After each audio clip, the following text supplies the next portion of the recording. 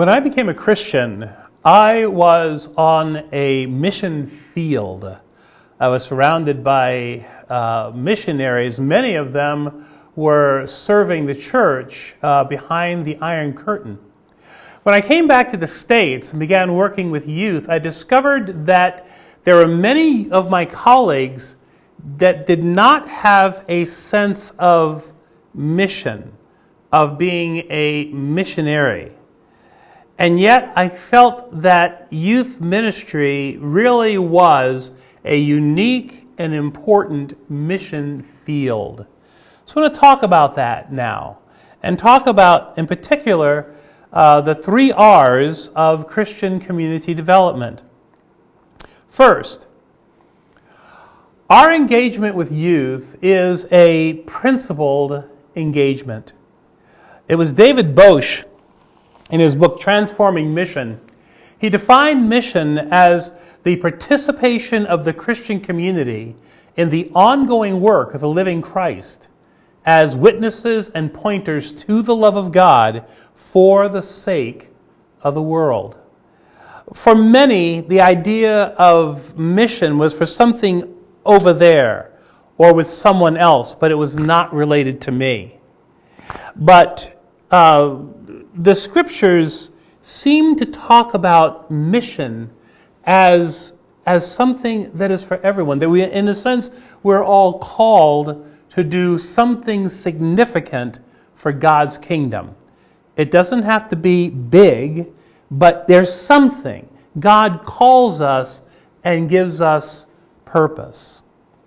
And so, with mission, the reign or the kingdom of God is central to, it's a central passion of the entire Christian community.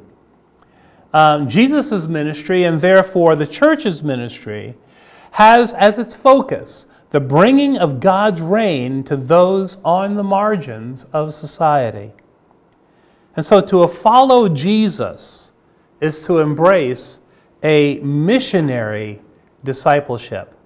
So youth ministry is tied to mission.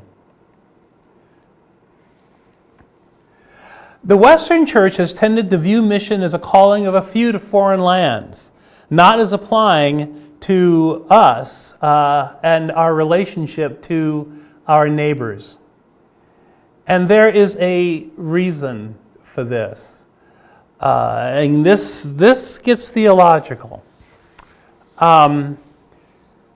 At least we in the West, we have tended to place the Great Commission, go and preach the gospel, above the Great Command to love God and love your neighbor. This has great implications for us in ministry. If we place the commission above the command, it very easily can take us into a place where we reduce people to souls in need of saving and compassion to a mere technique. It's what it contributed to the great divorce, evangelism divorced from social action back in the early 1900s. And so it ends up, it has an impact on us. It justifies a physical, social, economic isolation from society's poor. And therefore, it can blind us it can blind the church to the kingdom and our role in society. We are called to be God's people in society. But this flipping of the great command and commission, it can blind us to the opportunities that are among us. There's a sense in which God has brought the world to the city. And because of that, we are now in a position where perhaps we can get mission right. And so, yeah, we have a role to play. We all do when it comes to serving the poor among us. We all have that responsibility. It was when I was introduced to John Perkins that I learned about the 3 R's of Christian community development. These form the core theological, missional rationale for working among the poor. And I found that these were foundational to transformational discipleship. And so what I did was I took the core values of Christian community development and I looked at youth ministry through the grid of those core values. So looking through the grid of CCD, what does urban youth ministry look like? And we start with relocation. Relocation involves making the community your home. This is one of the it's a linchpin for Christian community development, but it's also one that people have had the greatest struggle with. But I have some stories. I remember when I started working with kids, I did not live in the neighborhood. I lived outside the neighborhood, and I would come in to work with kids. But I began to have this conviction that I needed to live among the people I serve. And so I moved into the neighborhood.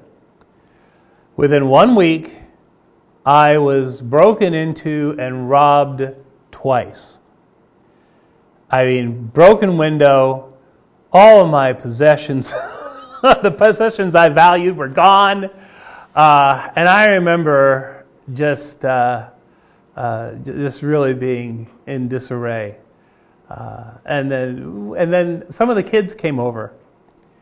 And they looked around, and they looked at me, and they said, "Well, Ted, you're one of us now. Now you understand." I didn't think I needed that to understand. But what was significant was that they saw me as now experiencing, or at least being in a position where I could experience the same things that they experienced. And somehow that made a difference for them. It certainly made a difference for me, because now while I don't believe you need to go through the same thing that the people you serve go through, you do need to be in a position where you can see and understand and contribute to making a difference. Another one was Charles. At that time, living in the neighborhood, and this was a few years into ministry. And on my block had some gang influence on my block. And I was standing on my porch, and I looked down the street, and I saw this kid, actually was a young adult now, in a wheelchair. And what I didn't realize until he came up to me was that this used to be a kid in club. At least he attended once in a while. Well, he had gotten himself into gangs and gotten himself shot. So he's in a wheelchair. So he's talking with some of the gang guys on the same block. And he says to them, he later tells me, he says to them, hey, that's Ted. That's Ted with Neighborhood Ministries. And the guys say, "Hey, man, he's calling the cops on us." And he said, "No, he's not doing that. Come on, he's a good guy. Come on, I'll introduce you." So he came over and brought him over. And again, I shared with them. I said, "Guys, look, I work with young people. I care about you guys. When it comes to drugs and gangs, I'm not for it. And so to that extent, I'm going to be on the other side of things." Then afterwards, they left. And Charles says, "Ted, you could really talk to these guys." And I said, "Well, I'm trying to reach young people before they get to that stage." He says, "Yeah, but Ted, you could talk to them. You know why?" He says, "You're black, but also you're here. You're in their neighborhood. And that meant something. I lived in a neighborhood where right down the street was one of the largest African American churches in the city. And every Sunday, people would drive in their Cadillacs and their Mercedes. Wealthy African Americans, they come in dressed to the hilt, and they'd walk into church on Sunday, and so you couldn't park on Sunday because the streets were filled with their cars.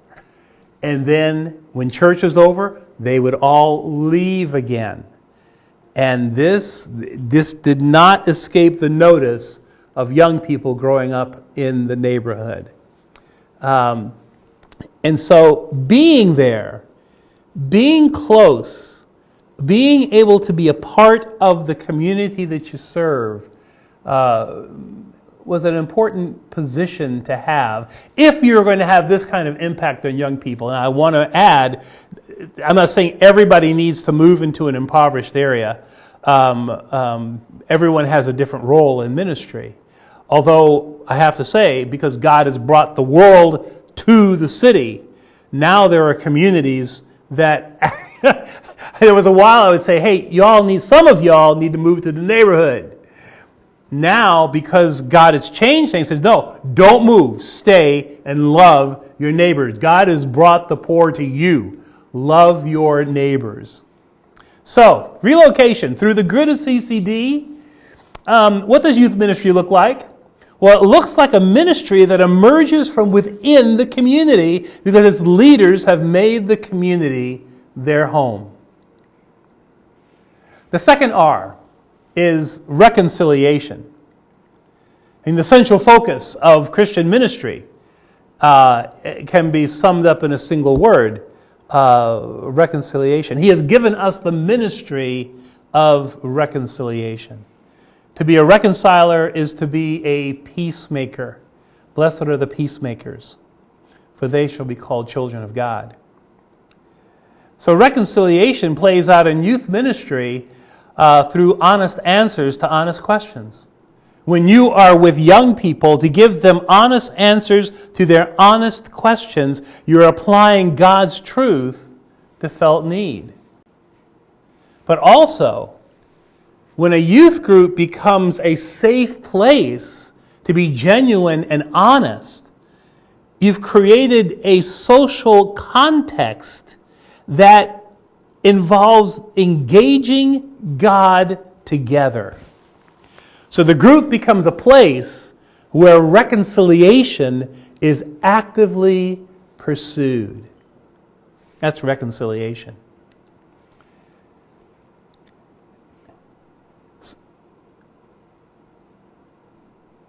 So, through CCD, what does youth ministry look like? It looks like a ministry engaged in peacemaking and in sharing the good news of the gospel in ways that speak to young people's deepest needs and encourage mutual growth. The third R is redistribution. And the idea of redistribution is not a robbing from the rich and giving to the poor. It is about bringing new skills, relationships, and resources and putting them together to work to empower the residents of a given community to bring about healthy transformation. So it's about empowering people from within, bringing those skills together.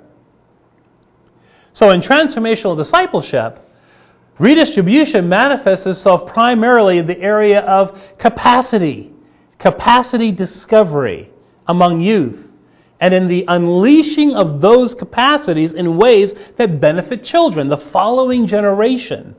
So it's putting the resources of youth to work for the good of the community. Sky was one great example of this.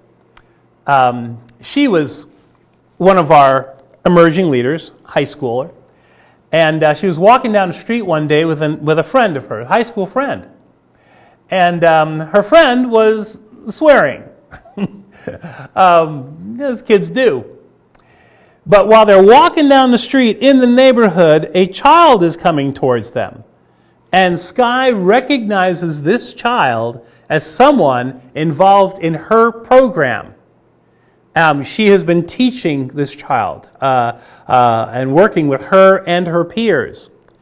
Well, Sky turns to her friend and says, "You got to stop talking like this, or I can't be with you, because I am a leader with this young person, and that's going to affect my ability to lead her if she sees me accepting this kind of talk from you. So you need to tone it down, because I have a relationship with this kid."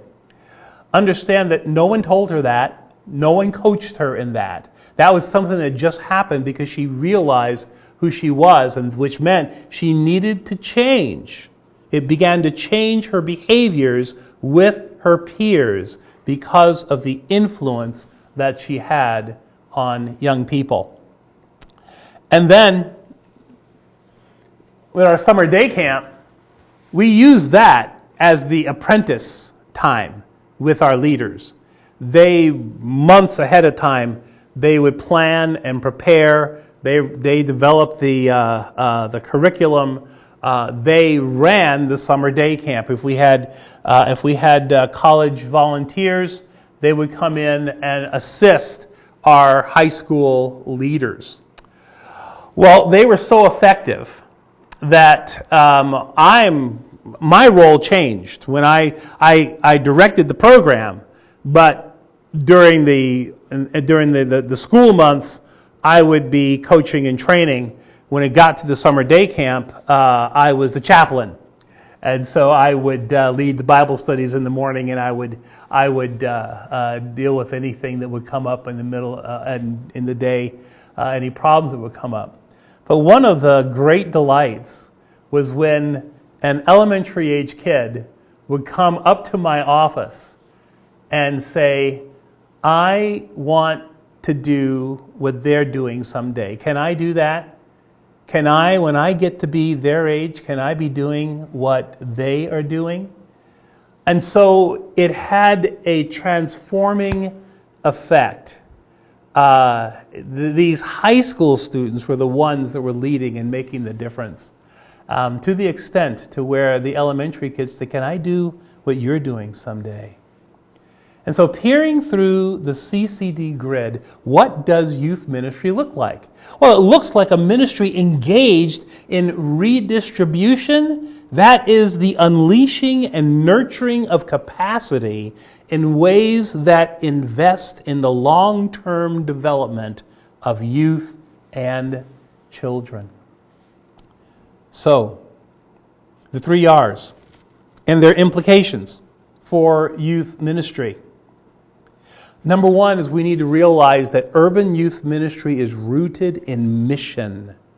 Okay, mission is the study of God's movement through history, and we are all a part of that.